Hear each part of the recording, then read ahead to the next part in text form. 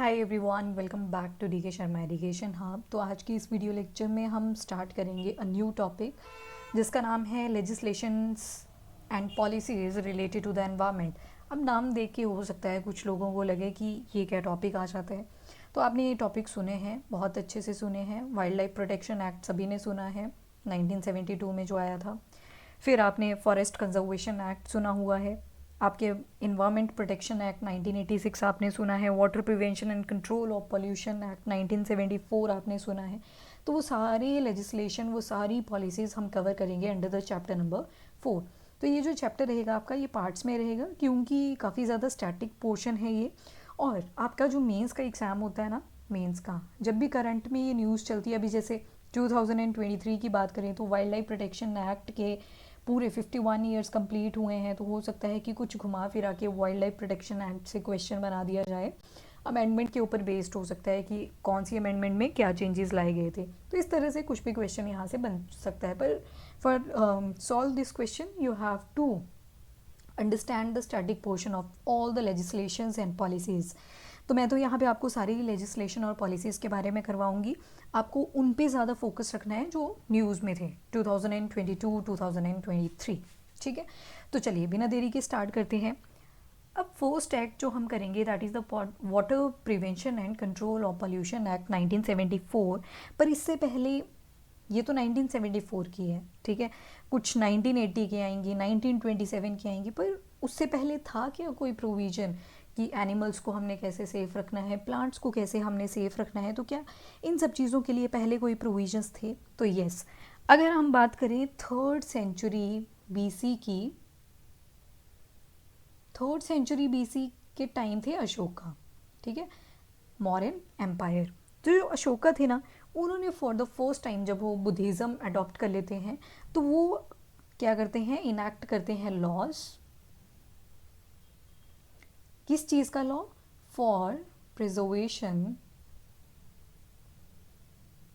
Of animals.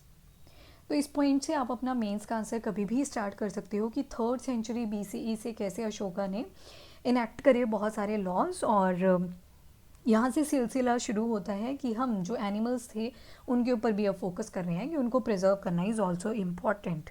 ठीक है, तो ये था, यहाँ से स्टार्टिंग होती है। This is the initial point जब एनिमल की प्रिजर्वेशन के ऊपर काम किया गया। अब बहुत सारी सेंचुरीज ऐसे निकल गई, लॉज आते गए जाते गए, क्योंकि आपको पता है जितने भी ये राजा वगैरह होते थे इनको शौक हुआ करता था हंटिंग का। तो ठीक है, अशोका ने एम्फेसिस जताई कि हमें लॉज बनाने चाहिए in order to preserve the animals. बहुत सारी सेंचुरीज बीत गई, फिर आते हैं हम जो एक्चुअल हमें मॉडर्न इंडिया में पता लगता है, आईपीसी 1860 यानी कि इंडियन पिनल कोड 1860। तो उसमें बताया जाता है, पहले तो एनिमल्स को डिफाइन किया गया कि कौन एनिमल होगा। ठीक है, तो यहाँ पे डिफाइन किया गया एनिमल्स को कि एक्चुअल में एनिमल टर्म है क्या, एक तो वो डिफाइन किया गया। और बताया कि अगर कोई भी इन एनिमल्स की किलिंग करता है यानी कि इनको मारता है तो उसको काफ़ी ज़्यादा पनिशमेंट मिलेगी। और पनिशमेंट किसके अंडर मिलेगी? सेक्शंस के अंदर मिलेगी।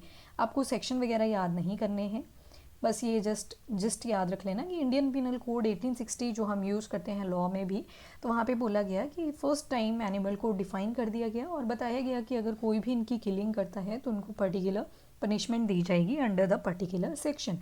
इंडियन पिनल कोड के अंदर बहुत सारे सेक्शंस होते हैं, जैसे हमारे फंडामेंटल राइट्स हैं और जितना भी हमारा कॉन्स्टिट्यूशन है उसमें आर्टिकल्स आते हैं, उसी तरह इंडियन पिनल कोड के अंदर बहुत सारे सेक्शंस आते हैं।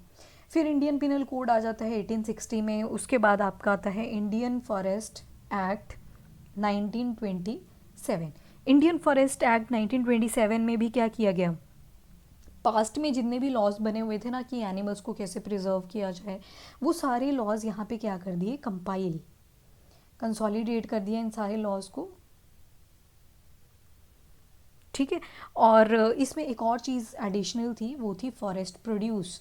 फॉरेस्ट प्रोड्यूस क्या होती है? जो भी चीज़ें हमें मिलती हैं फ्रॉम द फॉरेस्ट, टिम्बर हो गया, हनी हो गया, वैक्स हो गया, जितनी भी प्रोडक्ट्स हमें मिलती है फ्रॉम द फॉरेस्ट, वो सारी कहाँ पे इंक्लूड कर दी? इंडियन फॉरेस्ट एक्ट 1927 के अंदर।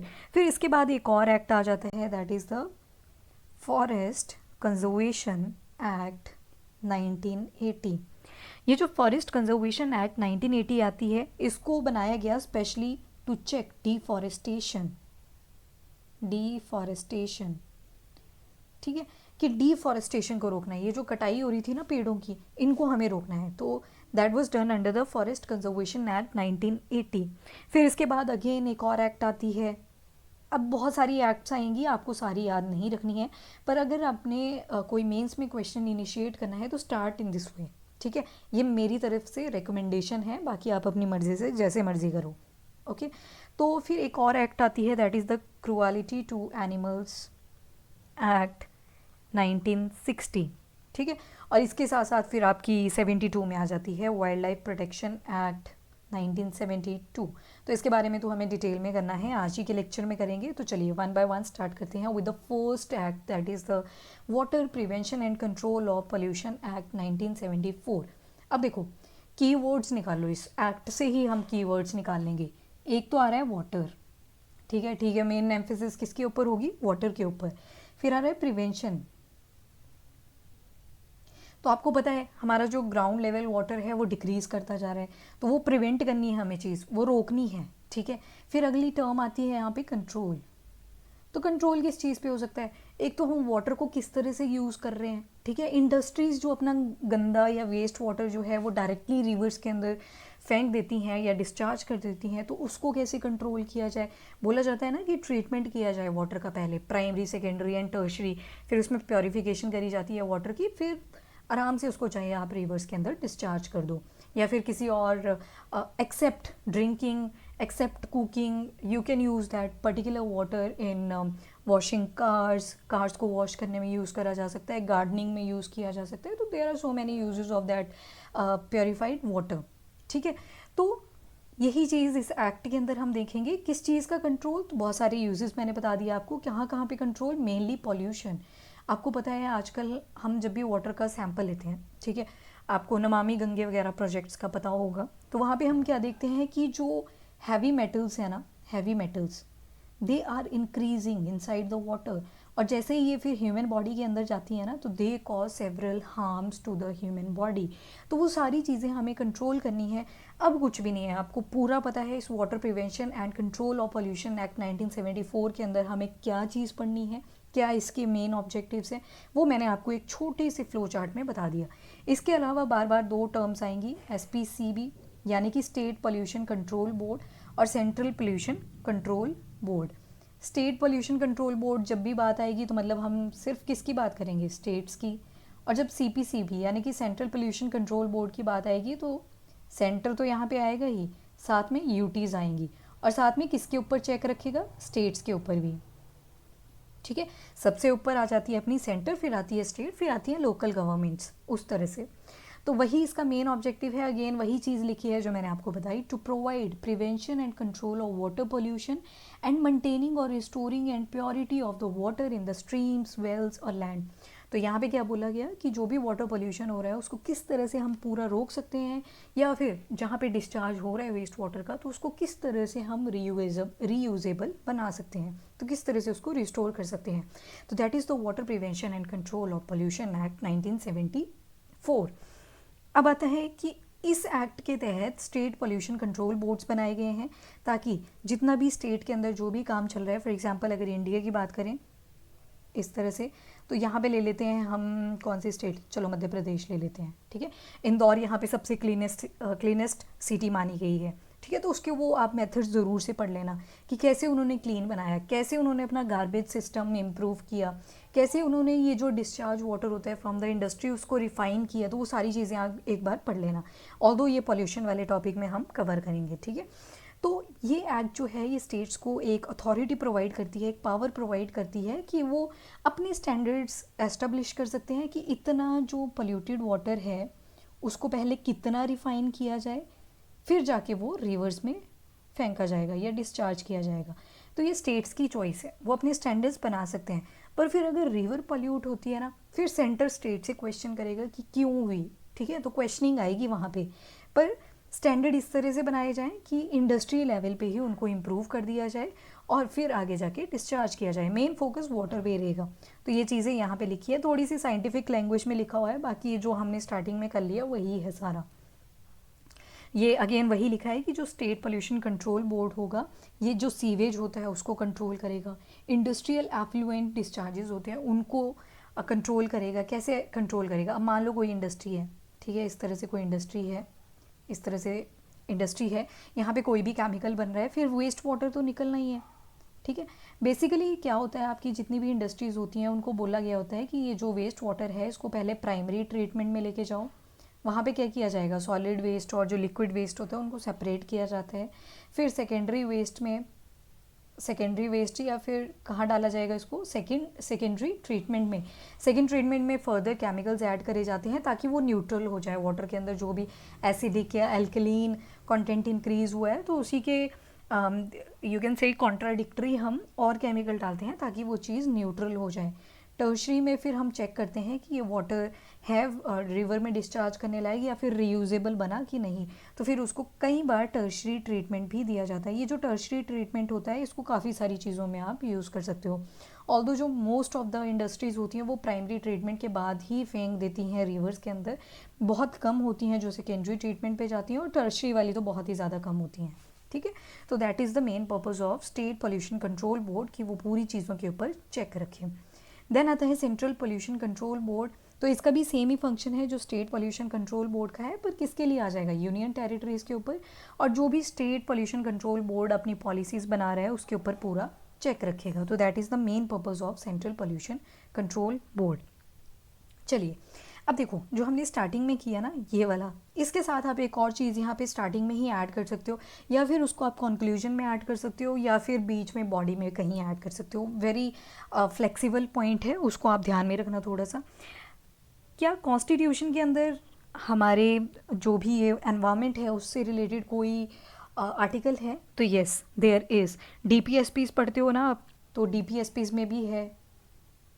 डीपीएसपी में एक तो आपका आर्टिकल नंबर 48A आ जाएगा, और साथ में एक और आ जाएगा, that is article number 51A, ठीक है। दो आर्टिकल्स आपके डीपीएसपी के हैं।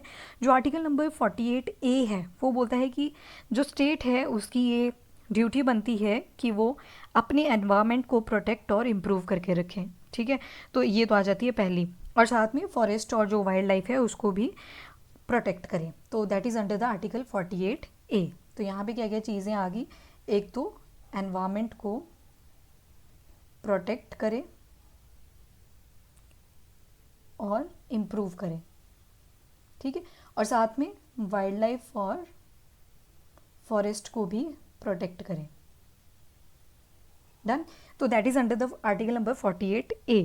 फिर आता है आर्टिकल नंबर 51A। इसमें बोला जाता है कि जो भी नेचुरल एनवायरनमेंट है, हर एक सिटीज़न की ये ड्यूटी बनती है कि वो अपने नेचुरल एनवायरनमेंट को ध्यान में रखे। तो यहाँ पे किसकी ड्यूटी आ जाती है, सिटीजन्स की, इसमें सिटीज़न टर्म आ जाती है। तो सिटीजन्स की ड्यूटी बनती है कि वो क्या करे, फंडामेंटल ड्यूटी है वो क्या करे, अपने नेचुरल एनवायरनमेंट को प्रोटेक्ट करके रखे। एक्चुअली ये डीपीएसपी में नहीं आएगा, ये फंडामेंटल ड्यूटीज़ में आ जाता है, ठीक है, fundamental duties, that is the article 51A। चलो एनीवेज, ठीक है।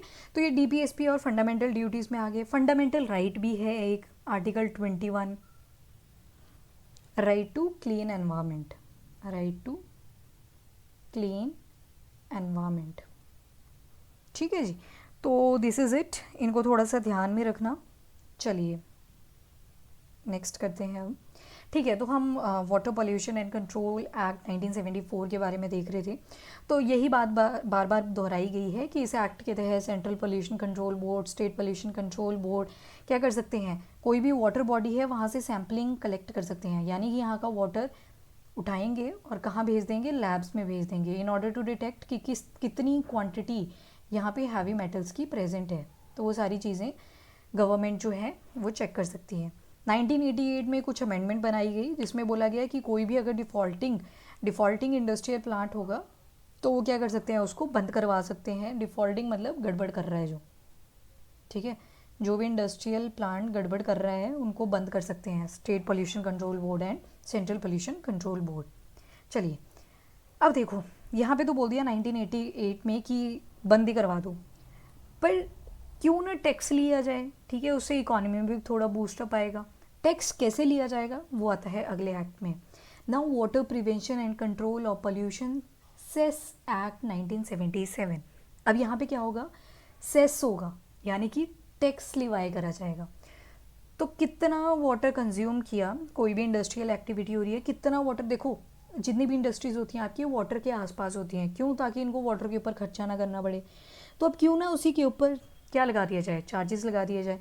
इससे क्या फ़ायदा होगा, जो भी इंडस्ट्री होगी अब वो क्या करेगी, वाटर को क्या करेगी, रिसाइकल करने की ट्राई करेगी। जो वेस्ट वाटर होगा ये ट्राई करेंगे कि इसको हम दोबारा से यूज़ कर सकें।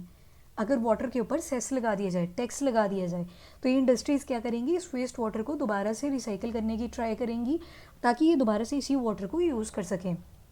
तो दैट्स वाई ये एक्ट जो 1977 की है, water prevention and control of pollution, ये आ जाती है इनसाइट में।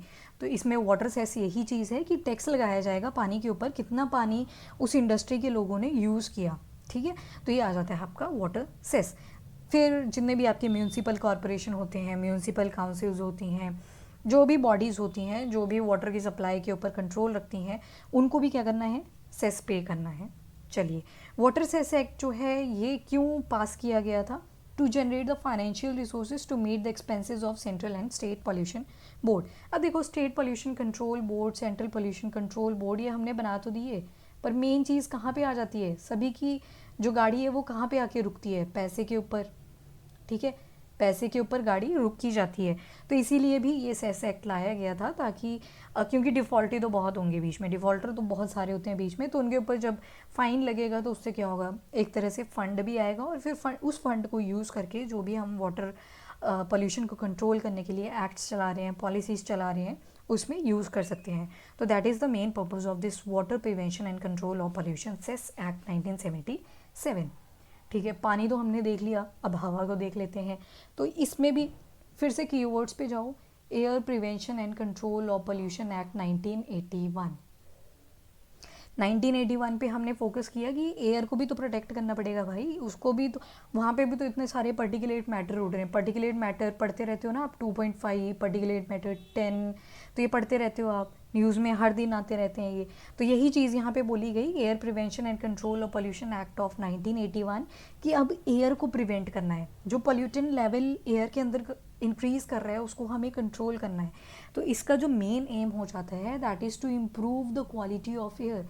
ये जो एयर की क्वालिटी डिग्रेड करती जा रही है, इसको किस तरह से हम इम्प्रूव करें, to prevent, to control and reduce air pollution in the country. क्योंकि आपको पता है जब भी पोल्यूशन बोर्ड्स एस्टेब्लिश होते हैं, यानी कि रिपोर्ट्स आती हैं कि कौन सी सिटी ज़्यादा पोल्यूटेड है, तो इंडिया का नाम भी आ जाता है, पॉल्यूशन के साथ भी आता है, क्लीनेस्ट में भी नाम आ जाता है, इंदौर, जैसे मैंने आपको बताया स्टार्टिंग में भी, तो दोनों ही तरफ से नाम आ जाता है, ठीक है। तो मेन जो हमारा फोकस होना चाहिए वो अभी ये होना चाहिए, क्लीनेस्ट तो है, दैट इज़ द मोटिवेशन, पर ये जो पोल्यूटेड हो रखी हैं इनको किस तरह से कंट्रोल किया जाए।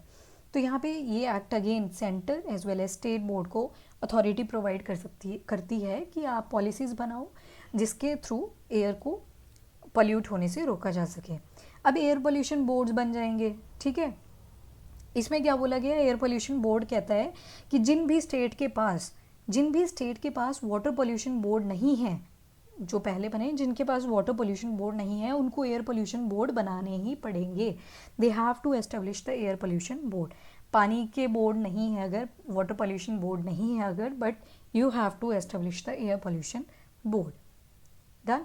अब इसमें भी वही चीज़ें हैं कि स्टेट को अथॉरिटी प्रोवाइड की गई है कि आप अपने स्टैंडर्ड्स लगा सकते हो कि कितना एमिशन स्टैंडर्ड होना चाहिए इंडस्ट्री से, जो आपके व्हीकल्स हैं, व्हीकल्स में वो आपको पता है ना, पोल्यूशन के लिए बार बार चेक करवाना पड़ता है।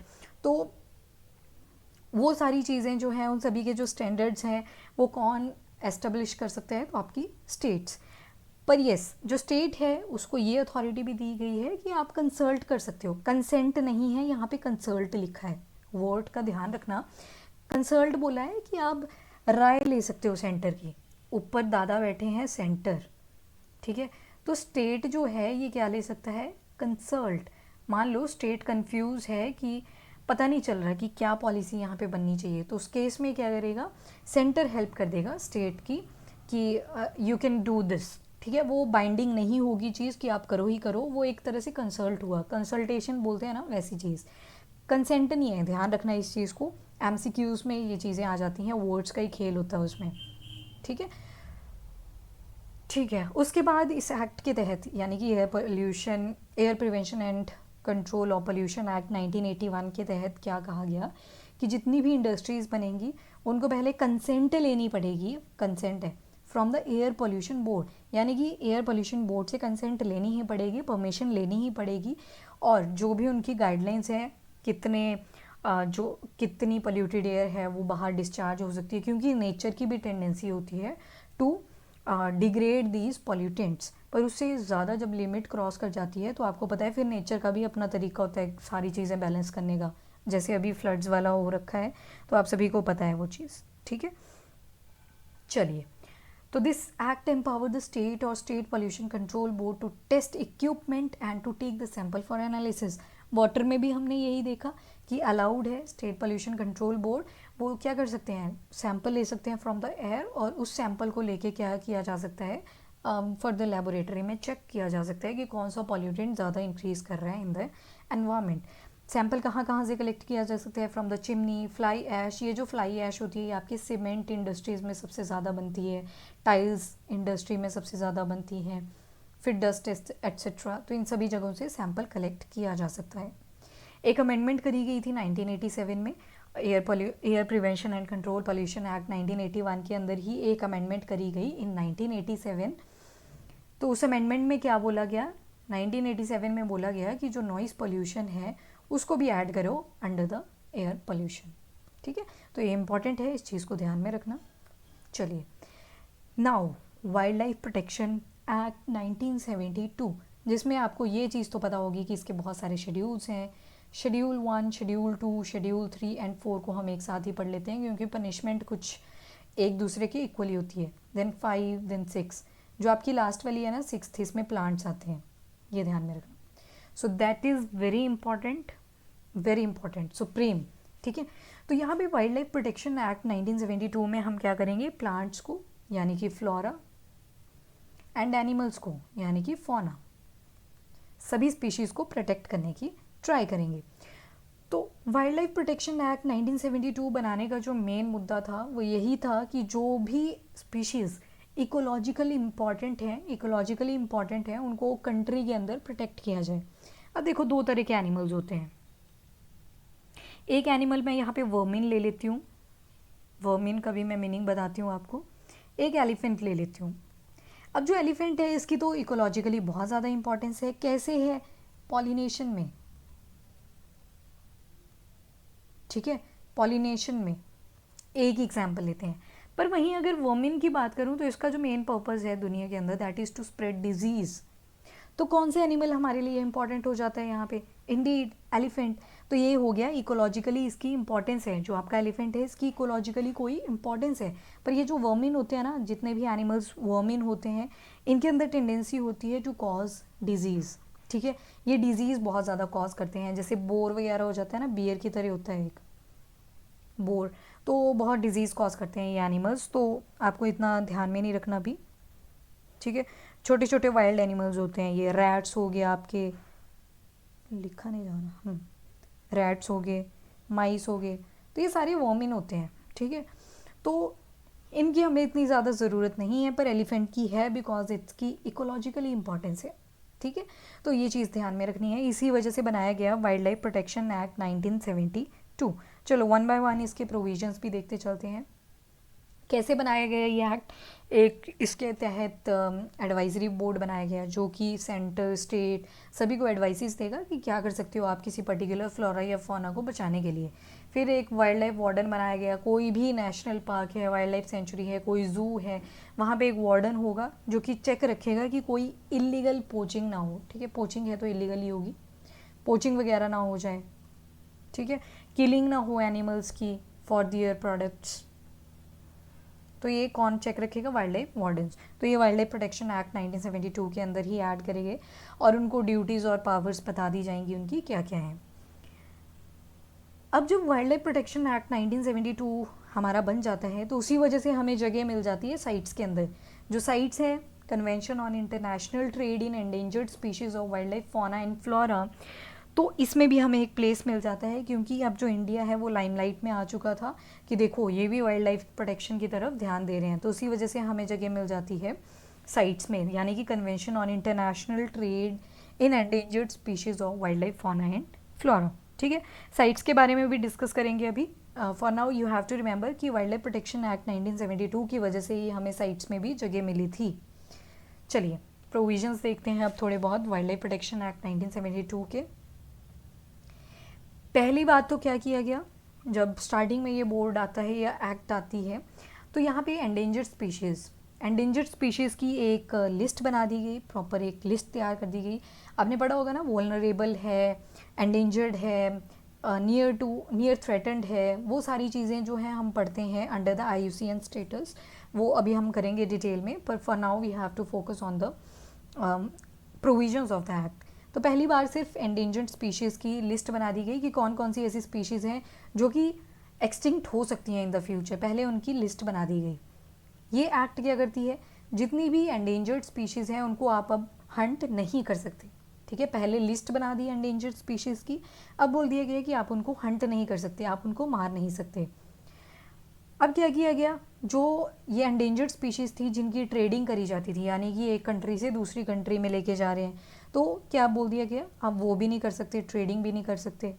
फिर बाद में बोला कि ये जो एंडेंजर्ड स्पीशीज़ हैं इनके लिए स्पेशल वाइल्ड लाइफ सेंचुरीज बनाओ, नेशनल पार्क्स बनाओ, ताकि हम इनको फर्दर प्रिजर्व कर सकें, कंजर्वेट कर सकें। तो ये आ जाते हैं कुछ इंपॉर्टेंट प्रोविजंस। इस एक्ट की वजह से हमारे पास एक और अथॉरिटी बनती है, that is the central zoo authority. छोटा सा टॉपिक है, सेंट्रल बॉडी है, 1992 में बनी थी, और जितने भी जूज़ हैं इंडिया के अंदर, चिड़ियाघर हैं इंडिया के अंदर, उनके ऊपर ये चेक रखती है, जो आपकी सेंट्रल जू अथॉरिटी है। फर्दर ये एक्ट क्या करती है, जो आपकी वाइल्ड लाइफ प्रोटेक्शन एक्ट है, ये पूरा चेक रखती है कि किसी भी एनिमल की सेल ना हो, ट्रांसफ़र ना हो, पोजेशन ना हो। पोजेशन किस चीज़ का, जो वाइल्ड लाइफ स्पीशीज़ हैं। कुछ एक वाइल्ड एनिमल्स ऐसे होते हैं जिनको अलाउड नहीं होता, आप उनको अपना पेट नहीं बना सकते, पर कुछ लोग जो होते हैं उनको लगी रहती है, वो फिर से वही चीज़ कर देते हैं कि उनको पेट बना ही लेते हैं। So that's again illegal thing, तो वो चीज़ ध्यान में रखना। Now the schedules under the wild life protection act 1972, very important. अगर शेड्यूल 1 की बात करें, मैंने टोटल आपको 6 बता दिए, और जो लास्ट वाला है यानी कि शेड्यूल 6, उसमें प्लांट्स के बारे में हम बात करते हैं, पर for now we will be covering schedule 1। जो शेड्यूल 1 है ना, यहाँ पे कुछ चीज़ें आप ध्यान में रखना। ब्लैक बक, सलमान खान जी का केस, ठीक है, ब्लैक बक के साथ स्नो लेपर्ड। एग्जाम्पल अगर आपने देने होंगे तो इन एनिमल्स के आप दे सकते हो, हिमालयन बियर, एशियाटिक चीता। ये जो शेड्यूल 1 है इन एनिमल्स के कॉन्टेक्स्ट में बात करेगा। ठीक है, जो मेन एनिमल्स होंगे वो ये रहेंगे, blackbuck, snow leopard, Himalayan bear, Asiatic cheetah. तो आपका जो शेड्यूल 1 है, यहाँ पे सारी एंडेंजर्ड स्पीशीज़ आएंगी। अब ये क्या बोलता है कि ये जितने भी एनिमल्स हैं under the schedule 1, blackbuck, snow leopard, Himalayan bear, Asiatic cheetah, इन एनिमल्स को आप मार नहीं सकते। कब तक, जब तक आपको थ्रेट ना हो, यानी कि ह्यूमन बींग्स को जब तक थ्रेट ना हो, उसके अलावा इनको आप नहीं मार सकते। फॉर एग्जांपल किसी को हंटिंग का शौक है और वो मार देता है ब्लैक बक को, आपको पता है मैं किसके बारे में बात कर रही हूँ, तो ये इलीगल होगी चीज़। ठीक है, तो इन सभी की हंटिंग जो है वो प्रोहिबिटेड है, आप उनको नहीं मार सकते जब तक आपकी लाइफ पे खतरा ना हो। ठीक है, या फिर डिजीज़ भी आ जाती है कई बार हो सकता है कि ये डिजीज़ कॉज कर रहे हैं, तो उस केस में भी आप इनको मार सकते हो। अनटिल और अनलेस, उसके अलावा आप इनको नहीं मार सकते। इनका जो ट्रेड है दैट इज स्ट्रिक्टली प्रोहिबिटेड। ठीक है, मतलब एब्सोल्यूट प्रोटेक्शन यहाँ पे इन एनिमल्स को दी गई है। तो दैट इज़ द शेड्यूल 1। तो बहुत हार्श पेनल्टीज़ यहाँ पे मिल सकती हैं, इम्प्रीजनमेंट यानी कि जेल तो होगी और साथ में फ़ाइन भी रहता है। डन, तो this was the schedule 1। Now coming to the schedule 2। अगर शेड्यूल 2 की मैं बात कर रही हूँ तो इसमें कौन कौन से एनिमल्स आ जाएंगे। मकैक आपको पता होना चाहिए, जो बंदर नहीं देखते नॉर्मली, मैंने बंदर बोला तो आपके मन में जिसकी इमेज आई ना वही है मकैक। कहाँ का, स्पेशली एस्मीज मकैक। ठीक है, हिमालयन ब्लैक बियर भी इसमें एडिड है, जो हमने पीछे पढ़ा। इंडियन कोबरा, तो अभी मैं जब शेड्यूल 2 के बारे में बताऊंगी कौन कौन से एनिमल्स, इन एनिमल्स के ऊपर मेन फोकस रहेगा अंडर द शेड्यूल 2। देखो सेम ही रहेंगे प्रोविजंस, इनको भी हाई प्रोटेक्शन दी गई है, इनका भी ट्रेड प्रोहिबिटेड है, इनको भी हंट नहीं किया जा सकता अनटिल और अनलेस ह्यूमन लाइफ को थ्रेट हो या फिर कोई डिजीज से ये सफ़र कर रहे हो। पर फ़र्क कहाँ पे आ जाता है कि जो इसकी पनिशमेंट्स होंगी ना वो थोड़ी कम होती हैं if compare to the schedule 1, punishment का फ़र्क है, ठीक है। नाउ शेड्यूल 3 एंड शेड्यूल 4, देखो शेड्यूल 3 एंड शेड्यूल 4 जो हैं इनको इकट्ठे पढ़ते हैं। इसमें वो सारी स्पीशीज़ आ जाती हैं वो जितनी इंडेंजर नहीं है जितनी शेड्यूल 1 और शेड्यूल 2 की थी। तो यहाँ पे अगर मैं एनिमल्स की बात करूँ तो कौन कौन से एनिमल्स आ जाते हैं वो भी थोड़ा सा देख लो।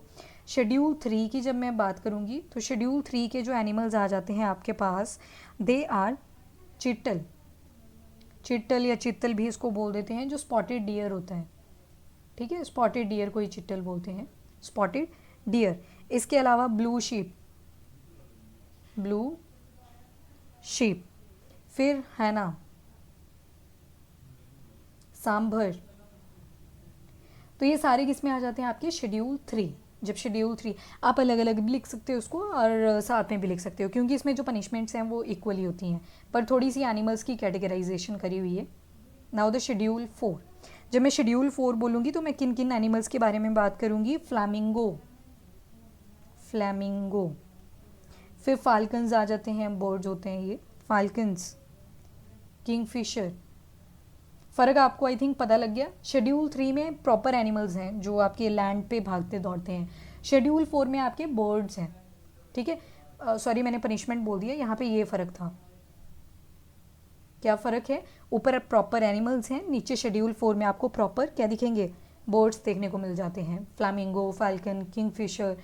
अब क्या बोलता है यहाँ पे वो सारी स्पीशीज़ आ जाती हैं वो एंडेंजर्ड नहीं होंगी, पर येस हो सकता है फ्यूचर में एंडेंजर्ड हो जाएं, तो इसीलिए इनको थोड़ी सी प्रोटेक्शन दे दी जाती है और जो पेनल्टी भी रहेगी वो भी कम है from the schedule 1 and schedule 2, ठीक है।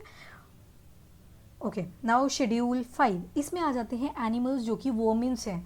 अब ये जो वर्मिन्स है ना इनका कोई इकोलॉजिकल सिग्निफिकेंस नहीं है, इनका जो मेन पर्पज़ रहता है that is to cause the disease.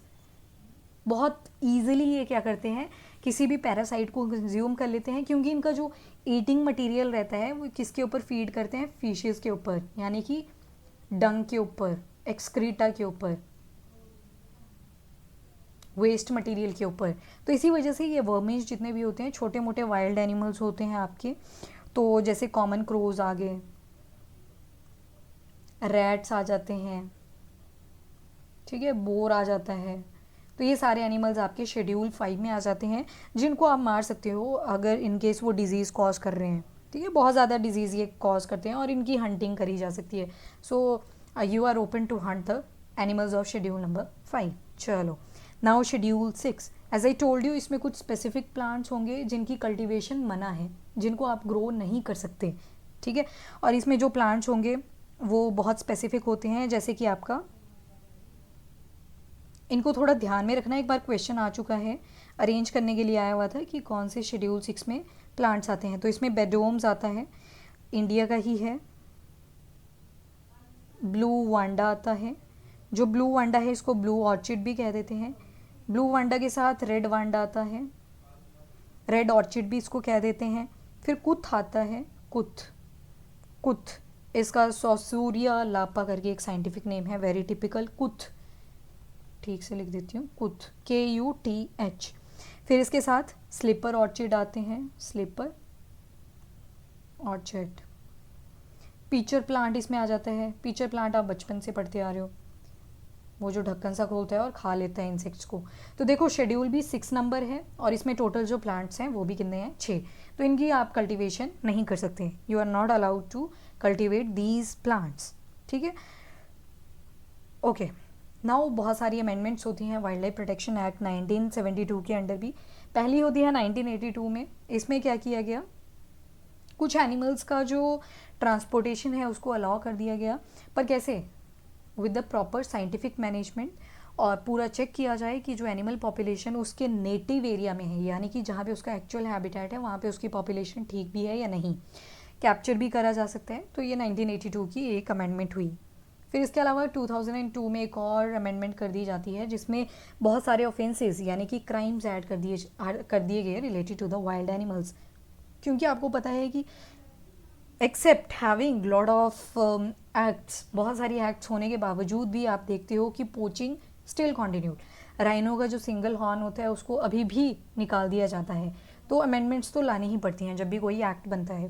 तो इसमें क्या किया गया है, जितने भी एनिमल्स हैं शेड्यूल 1 और शेड्यूल 2 में, उनके लिए और ज़्यादा रिस्ट्रिक्शन कर दी गई कि अगर इनके एनिमल्स को कोई इलीगली उठाता है तो उसको और ज़्यादा रिग्रेस पनिशमेंट दी जाएगी, ठीक है। और जो एनिमल्स रिलेटेड हैं टू हंटिंग, उनकी बाउंड्रीज़ वगैरह ऑल्टर कर दी गई। जो वाइल्ड लाइफ सेंचुरीज़ हैं, आपके नेशनल पार्क्स हैं, उनकी थोड़ी बहुत जो बाउंड्रीज़ थी उनको और इंक्रीज़ कर दिया गया, और मोर स्ट्रिक्ट जो पनिशमेंट और पेनल्टीज़ हैं उनको ऐड कर दिया गया। 2006 में एक और नया चैप्टर इंट्रोड्यूस करा गया 4B, ताकि जो नेशनल टाइगर कंजर्वेशन अथॉरिटी है यानी कि NTCA, अभी डिटेल में इसके बारे में हम पढ़ेंगे, तो इन चीज़ों को ऐड कर दिया गया अंडर द 2006 की अमेंडमेंट।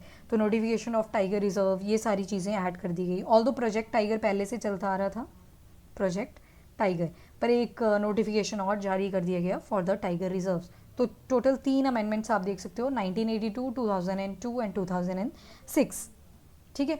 इसके साथ साथ एक चीज़ और ध्यान में रखना, national board for wild life एक, दूसरा सेंट्रल जो भी हमने पढ़ी जू अथॉरिटी जो कि 1992 में एस्टेब्लिश हुई थी।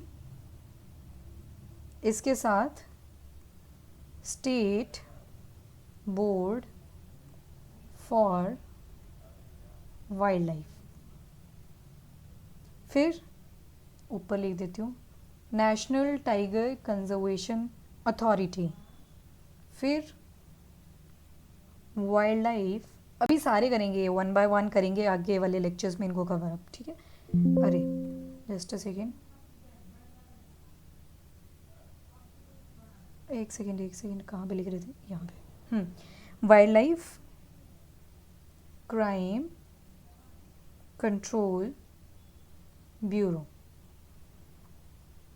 तो ये सारी चीज़ें जो हैं, ये सारी बॉडीज़ किसके बाद आई, किसके अंडर आई, तो आपके वाइल्ड लाइफ प्रोटेक्शन एक्ट 1972। इसी के साथ आपका वाइल्ड लाइफ प्रोटेक्शन एक्ट 1972 पूरा डिटेल में कवर अप होता है अलॉन्ग विद इट्स अमेंडमेंट्स, और ये कुछ बॉडीज़ जो कि वाइल्ड लाइफ प्रोटेक्शन एक्ट 1972 की वजह से आती हैं। So this was very important lecture. अब जो नेक्स्ट लेक्चर आएगा उसमें हम environment protection act, Indian forest act, biological diversity act, forest conservation act के बारे में डिटेल में करेंगे, ठीक है। उसके बाद जो आपका पॉल्यूशन वाला टॉपिक है वो आई थिंक 2 लेक्चर्स में कंपाइल हो जाएगा, और हम ट्राई करेंगे अगस्त के फर्स्ट वीक में पूरा सिलेबस ख़त्म करने की। तो अभी तक इतना ही। If you like the video do share it with your friends, और अभी के लिए लाइक कर दो, चैनल को सब्सक्राइब कर दो। Till then bye bye, take care, thank you and have a nice day.